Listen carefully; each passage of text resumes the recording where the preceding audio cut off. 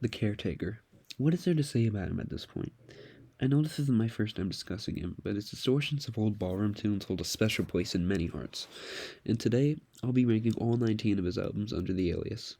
Now, before I say my least favorite album, I just want to say all these are decent at worst. At best, they made me reflect on all my best times, made me feel both old and young, feel like I'm dancing in the gold room from The Shining, among the ghosts of the past. The man just has a beautiful way of making you feel for something you never had, or never will. But anyways, at number 19, we have Additional Amnesiac Memories. This is definitely one of the most unheard albums. It was released as a bonus to Theoretically Pure and Anterograde Amnesia. Both albums focus on the lack of forming new memories and are made up of incredibly mashed up, distorted, and shattered orchestra pieces. There aren't any comprehensive melodies, and all tracks are simply numbers with the word memory. The music is meant to be forgotten, and while it definitely does its job, it's a bonus to an album that was already quite long. This is 48 minutes compared to its near 40-hour predecessor. There's just 13 tracks, but they kind of blend together. Again, that's the point, but this album misses something really worth coming back to. The album art is some dancers, which isn't the first time the Caretaker's done something like that, and while there are a lot of ballroom albums, I wouldn't exactly say this is one that's focused on it. So, yeah. Overall, it's not bad, it's just forgotten easily. People have argued that's the point. They're not wrong, but it just doesn't stick out that well. Anyways, number 18, we have the predecessor, Theoretically Pure Anterograde Amnesia. It has a grand total of 6 CDs, 72 tracks, which I believe is the most for Caretaker albums, anyways. Anyways,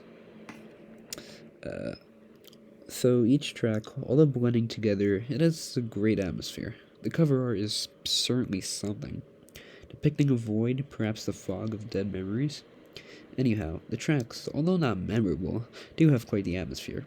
All the tracks are sampled by Mantovani's orchestra. They're incredibly unrecognizable. But as stated, the album is very long, and many tracks do feel samey. Like its sequel, it's meant to be forgotten, but that doesn't make it feel bad. Mark Fisher's liner notes about hauntology also make this work quite unique, as it was the first album after the Haunt Ballroom, and it was definitely a noticeable change, even for the Caretaker.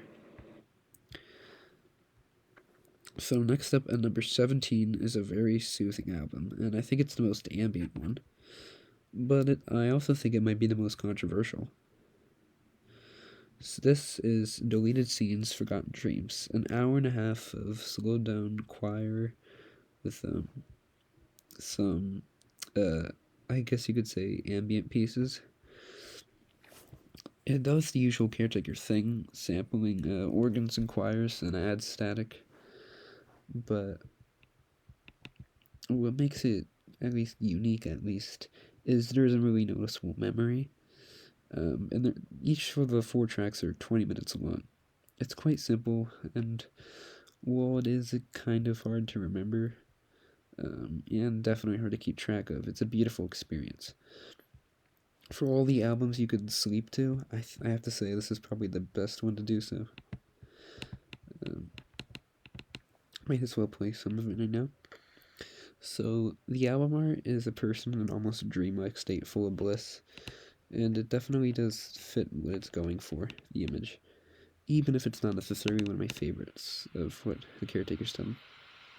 No clear melodies are here, but I think I prefer this over the other Amnesia albums for its gorgeous atmosphere. This is where things start to get great. Number 16, we have another bonus album, but I think I prefer this one. So this one is Extra Patience After Sebald.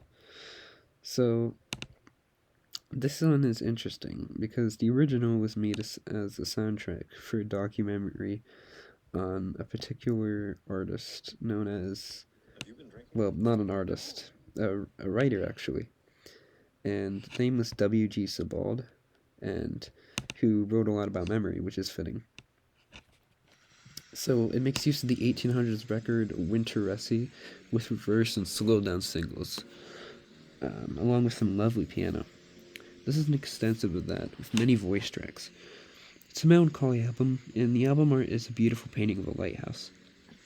However, it's only around 20 minutes and is an extension, but it definitely has great tracks. And I'm glad that for as niche as it is, you can still buy it on the Bandcamp page. I guess I am kind of promoting him here.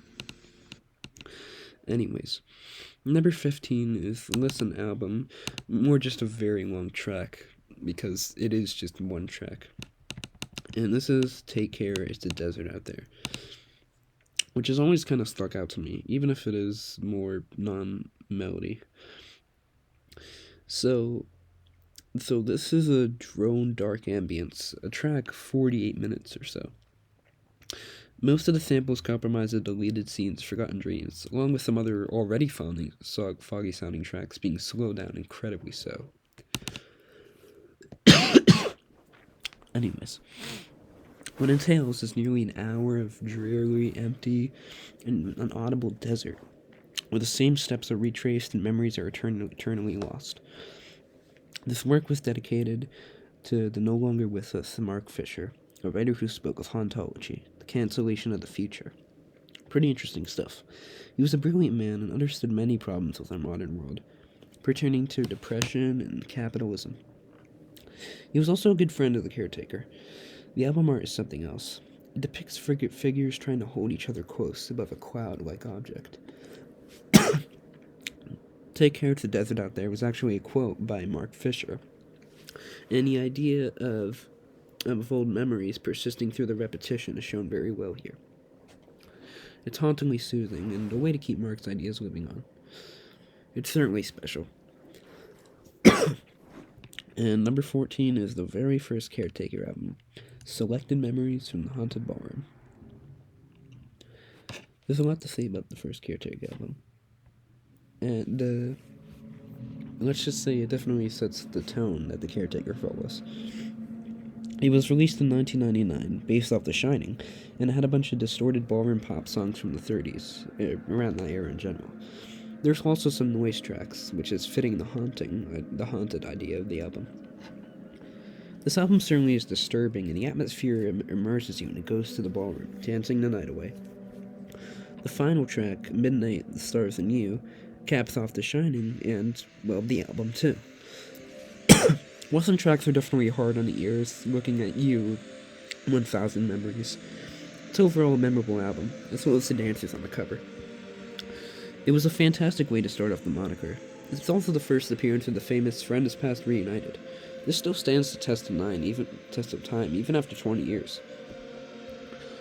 Number 19 is the final album of the Haunted Ballroom trilogy, but I can't say it's my favorite. And this is We'll All Go Riding on a Rainbow. So, at this point, Kirby was a lot more skilled at things like slowing down songs, and more loops are seen here, which is good. Because, there's some good parts of the songs. Many tracks have a moody, ambient aura. And others just feel like a long-gone band with only a few remnants. Another quite great atmosphere, as many of these albums provide. The album art has dancers in a band and a silhouette. It's quite pretty. Some great features here. It says some songs here that are just nothing short of transcendent, like We Have Been Here Before in Stardust. It was a wonderful way to end off these first 3 albums. Even if the following album I can't say is as good. Number 12 is where we finally reach the Caretaker's magnum opus, Ever at the End of Time. I decided to count each stage on its own, because they're all very different, and otherwise it would just be number 1 as a whole. My personal least favorite is stage 4, but in no way is it bad. The first tracks bring the confusion and horror of post-awareness, where the patient no longer realizes they have Alzheimer's. The third track is quite calm, representing a blissful state. This is the album art. Then the fourth is melancholy, but at peace.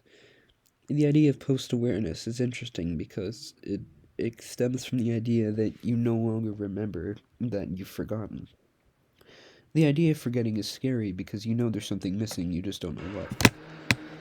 But when you don't remember that you forgot, you have this strange sense of emptiness, I wouldn't know.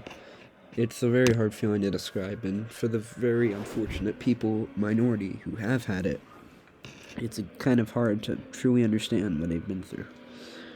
It has little confusion, little coherence, and a lot of the tracks are just mashed up and mangled parts of songs or memories, with only fragments breaking through.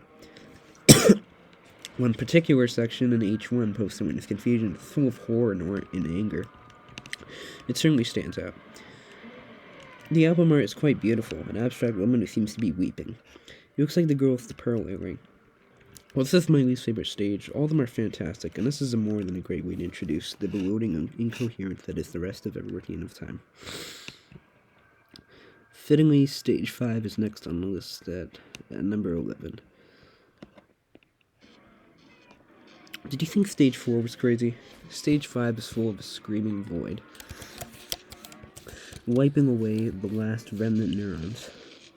The first two tracks, both titled Advanced Plaque Entanglements, depict a rotting mind, with heartbreaking moments such as the moment of clarity, was it a dream, early on, the sounds of whistling, which still disturb me, and a mandolin solo that barely holds on, and is very melancholy.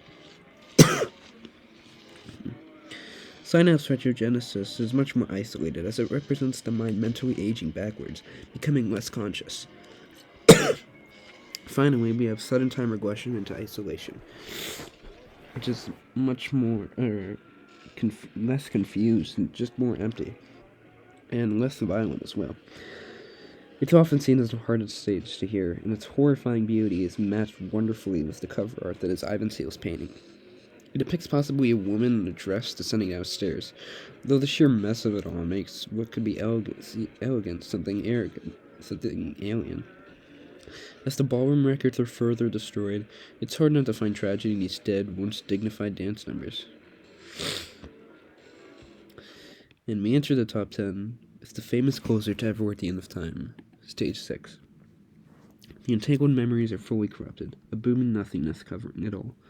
The first track, a confusion so thick you forget forgetting, is a defeating silence. It's an audible desert, much like Take Care, It's a Desert Out There. Then we have a brutal bliss beyond empty defeat, which can be seen as a muffled surprise at the moments of peace. Some samples here come from the very first Caretaker album, showing some long-form memories remaining. Next is Long Decline is Over, which has a sense of peace and hope, with piano and horns signifying something awakening. And finally, Place in the World fades away, where the emptiness is suddenly replaced with a droning organ. But as awakening as this is to hear, next is something truly heartbreaking. Everything just stops for a moment, and suddenly a beautiful choir recording plays, singing O Jesus Christ, aka Friends Past Reunited, a track sampled in the very first Caretaker album, Selected Memories as well. The Caretaker finally has a coherent memory again, regaining their conscious, a concept known as terminal lucidity, as they are beckoned out of the world, as their mind finally fades away at peace. There's a single moment of silence for his death. A single minute. It's a beautifully tragic way to end the album, and it certainly sticks with you. The album art depicts a blank canvas, without any memories or anything to grasp onto yet. Yet, it's thought that just maybe there's something more in the back of the canvas. Everything about Stage 6 just makes you feel such a vast void, just barely holding on to life, which encapsulates the final stage of Alzheimer's. And although Leland Kirby himself is still alive, this marks the death of the Caretaker himself. Rest easy. You'll be in bliss now. Sorry, guys. Entering number 9 is the second Ballroom album, and my personal favorite of the Ballroom trilogy, Stairway to the Stars. Outside of Everywhere at the End of Time itself, it's easily one of the most famous and beloved albums of the Caretaker. It's full of dark ambience and choir recordings, all beautifully decayed. It's quite atmospheric, and tracks like Robin and Roses and It's All Forgotten Now, wonderfully foggy to hear.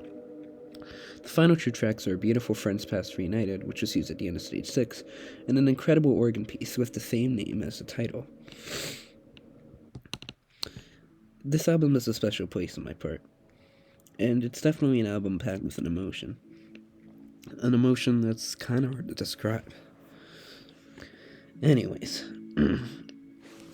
Its elegant emptiness is unforgettable, and the bright yet cloudy cover fits it well, foreboding something dark, but also a sense of freedom. You could argue that it's the caretaker after they have died, entering the heaven. I wouldn't say that the album cover is one of my favorites, but it definitely fits. It's my personal favorite the ballroom showed me, and the ending being played right now is superb. Number 8, we have a very beloved album by many, including me, Persistent Repetition of Phrases. This was released before the very famous And Empty Bliss Beyond This World at the start of the 2010s. The album's broadly focused on memory loss, as the caretaker moves away from amnesia, featuring tracks like Lacunar Amnesia and Poor Enunciation. There's some real gems in here, including a lovely yet bittersweet Rosie retrospection, a beautifully jazzy False Memory Syndrome, and my personal favorite, Von Restorff Effect, which is actually named about the actual effect, which is about certain things sticking out more in media. The last track, Unmasking Alzheimer's, is disturbing in a way, because the next album is, well, An Empty Bliss Beyond This World, the first about Alzheimer's, which is disturbing. Anyways, the track's frequent loops and adding things on top of them to layer them, such as static, is showing the caretaker's improving skills. It is no wonder the album was so popular. The art of a purple blank canvas is quite enchanting as well, too. This album deserves to be as known as Edward Dean of Time, in my opinion. And at number 7 is the very overlooked Patience after Sebald. So, while the bonus album, Extra Patience, was far from bad, and it was a great continuation of the original, I think this one is just a lot better. Its main tracks is W.G. Sebald documentary, of course, and uses the 1800s piece Winter Essay, like I said.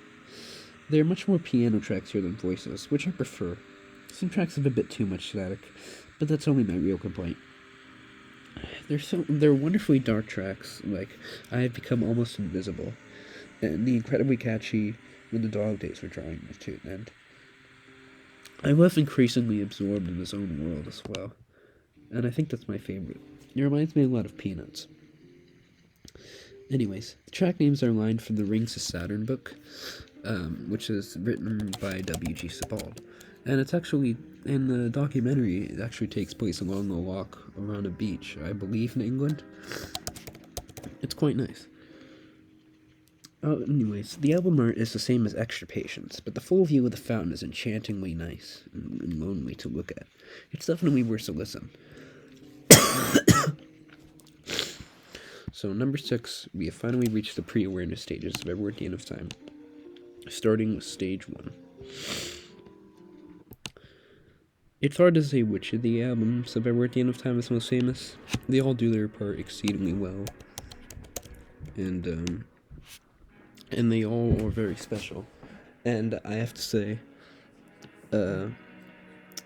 it's all about the patient's blissful unawareness to their condition and just living in the glory days. A lot of the tracks kind of have memories that feel familiar, even if you never heard them. Of course, it's just a burning memory. It's very quiet, but also iconic. Tracks like Late Afternoon Drifting are quite peaceful. They remind me of bus routes home on Friday afternoons.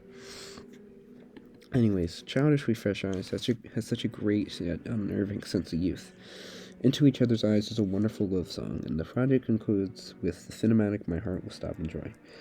The album art, presenting perhaps a washed-out newspaper, could represent the mind withering away with memories starting to blend. Many tracks, through crackling and looping, have a spectacular oldies theme. It's a fantastic way to the start of Edward Dean of Time, and many tracks are iconic for a reason. Entering our top 5 is stage 2. So, this is about the patient facing the emotional denial and breakdown upon realizing that they are forgetting. It has a real sense of trying to uncover the truth.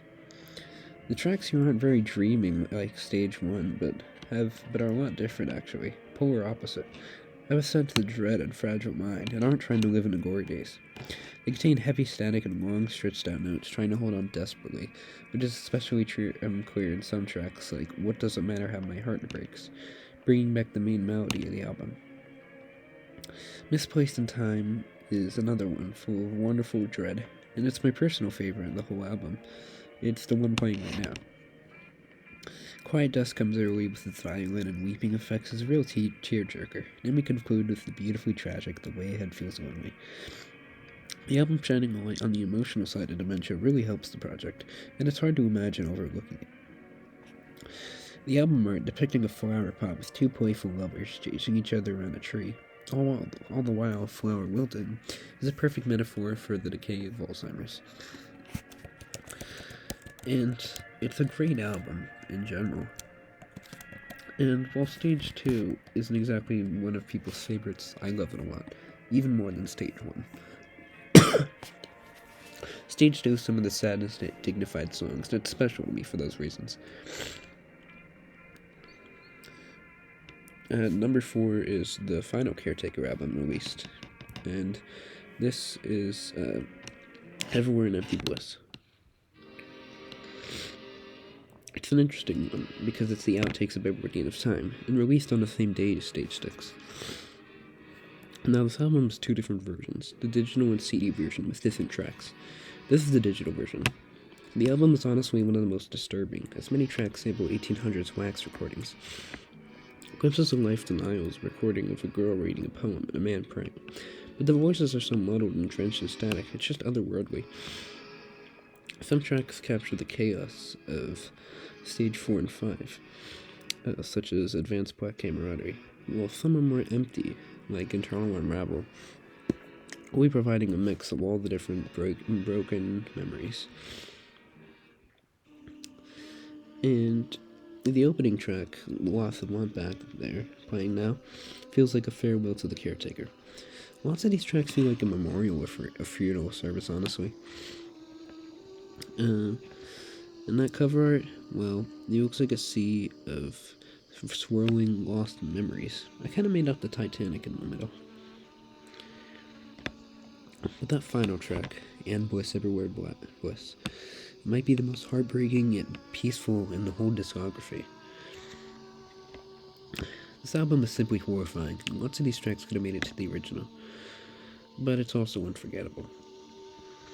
At number 3, we have the CD version of Everywhere in Empty Bliss.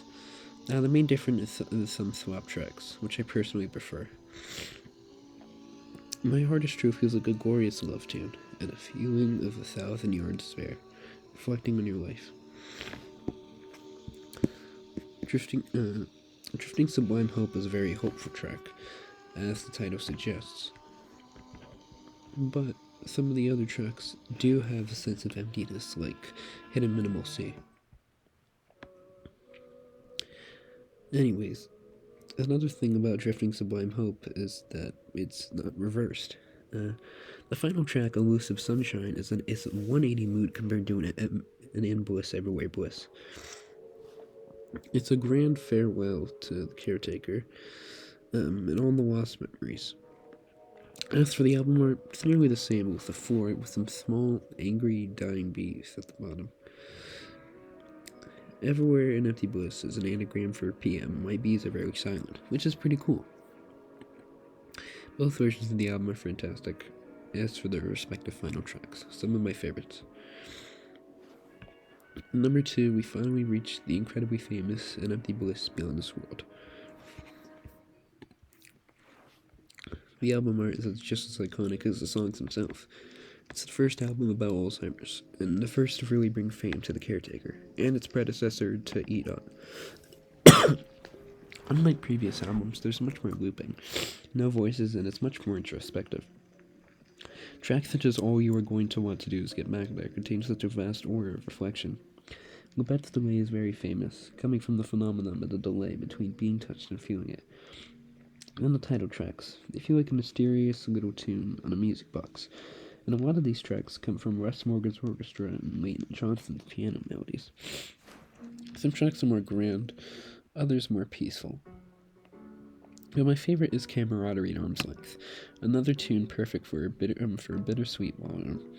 and it was one of the first ones that really made me get to the Caretaker. The final track, The Sublime, is disappointingly elusive, captures a strong sense of regret and sadness, perhaps after losing a favorite memory. There's even some great bonus tracks, that is the album art of a boulder with a match, perfectly capturing the final bliss held by someone with Alzheimer's. After losing everything, they still want to hold on to something that means so much. If there's any album to listen to first, it's this one. It's superb. And finally, at number 1 is Stage 3 of Everywhere at the End of Time. It's my personal favorite stage, and there's a lot to unpack here. There are the final moments of lucidity before the confusion fully takes form and mashes them all into oblivion, putting you on the verge of insanity. Which is hard to say, but also true. Many tracks here get lost in their melodies and are degraded to a crumbling static, or are reverberated to disorient them. We open with Back There Benjamin, a gut punch after Stage 2's heartbreaking conclusion. This track is aggressive and full of denial. Then there's And Heartbreaks, the return of It's Just a Burning Memory, but a lot more desperate. Sublime Beyond Lost feels full of crashing trumpets trying to stay happy, full of denial. Bewildered in Others' Eyes, a once sweet music box tune, turns into what sounds like a horror movie score. Then there's my personal favorite track of the album, which is Long-Term Dust Glimpses. It's a track that feels less confused and more truthful to the empty loss of hope. Drifting Time Misplaced brings back the melody of Misplaced in Time, only now it's much more quiet and slowly fades into the sense of isolation and pure despair. Anyways, Internal Bewildered World fully brings the concept home that pure recall is gone now, replaced with desolate crushed tunes. It also goes well with the ending of Drifting Time Misplaced, which has harsh crackles at the end, delaying the soft, dignified music. And we also have a track based on An Empty Bliss Beyond This World, which carries the same title. It feels urgent, but also blissful, and at the end, mournful camaraderie. The patient begs and pleads to keep their favorite memory, but it becomes lost. The stage is 16 tracks total, and even though I only talked about half of them, the other 8 are superb as well. As for the art, it's a painting of, well, it's hard to say. A sprawled out mess of something rotting, and if you reverse the colors, it's a picture of neurons dying out. The album is just incredible. It contains some of the best music of the already known masterpiece, and we're at the end of time. Thank you for watching this video. Caretaker is amazing as stated. This was a really long video, but I was happy to make it and talk about the Caretaker. Have a good day.